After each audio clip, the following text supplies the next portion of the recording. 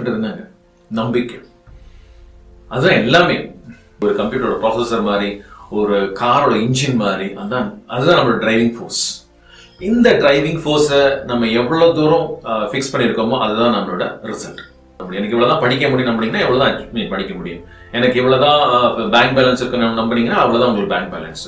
இல்லை என்னோட ஹெல்த் இப்படிதான் இருக்கும் அப்படின்னா அதுதான் உங்க ஹெல்த். உங்க ரிலேஷன்ஷிப் இப்படிதான் இருக்கும் அப்படின்னா அதுதான் உங்க ஹெல்த். எல்லாமே எங்க போகுது?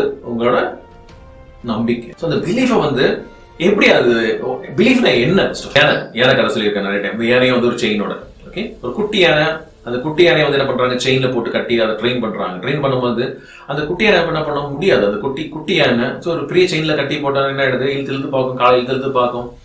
இல்ல எனக்கு பிரேக் பண்ண முடியாது, எனக்கு உடைக்க முடியாது அப்படின்ற மாதிரி அது கண்டிஷன் பண்ணதுக்கு அப்புறமா அது பெருசானா கூட அதே மைண்ட் கண்டிஷன் தான் போகுது. என்னன்னாக்கா, ஓ இந்த செயினை நான் உடைக்க முடியாது, நான் ரொம்ப நாள் ட்ரை பண்ணிட்டேன், உடைக்க முடியாது. இதே மாதிரிதான் நிறைய பேர் பழைய சிஸ்டமே இருக்கும். 10 வருஷத்துக்கு முன்னாடி எப்படி நடந்துச்சோ, 15 வருஷத்துக்கு முன்னாடி என்ன நம்ம மைண்ட்ல ப்ரோக்ராம் பண்ணமோ அதுதான் இன்னும் இன்னைக்கு நம்பிட்டு இருக்கும்.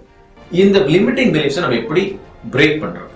எக்ஸாம்பிள், ஸ்போர்ட்ஸ்ல இருந்து போய் பாருங்க, நீங்க ஹிஸ்டரி போய் பாருங்க. ஸ்போர்ட்ஸ்ல இவ்வளவுதான் அச்சீவ் பண்ண முடியும், 100 மீட்டர்ஸ் இவ்வளவுதான் இந்த டைம்ல தான் அச்சீவ் பண்ண முடியும், இதுதான் டைம் அப்படின்றது. பட் கொஞ்சம் நாளா பார்த்து பிரேக் பண்ண ஆரம்பிச்சாங்க. அதே மாதிரி வெயிட் லிஃப்டிங் இவ்வளவுதான் வெயிட் தூக்க முடியும் அப்படின்னாங்க. அதுக்கப்புறம் நாளா அந்த பிரேக் அந்த ரெக்கார்ட்ஸ் பிரேக் பண்ண ஆரம்பிச்சிட்டாங்க. உங்களை பத்தி நீங்க என்ன நம்புறீங்க, இதுதான் உங்க வாழ்க்கை.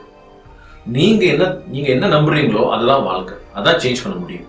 ஸோ ஃபர்ஸ்ட் வந்து பாத்தீங்கன்னா ஃபிக்ஸ்ட் மைண்ட் செட்ல இருந்து க்ரோத் மைண்ட் செட்டுக்கு போங்க. அதாவது ஃபிக்ஸ்ட் மைண்ட் செட் இருந்து ஒரு லிமிட்டிங் இவ்வளவுதான் அப்படின்றதோட அதுல இருந்து ஒரு க்ரோத் மைண்ட் செட்.